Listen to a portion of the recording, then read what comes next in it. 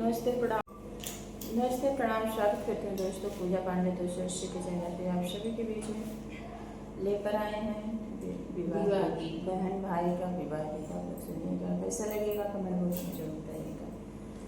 ये सुनते हैं बहन अपने भाई से क्या कर रही है।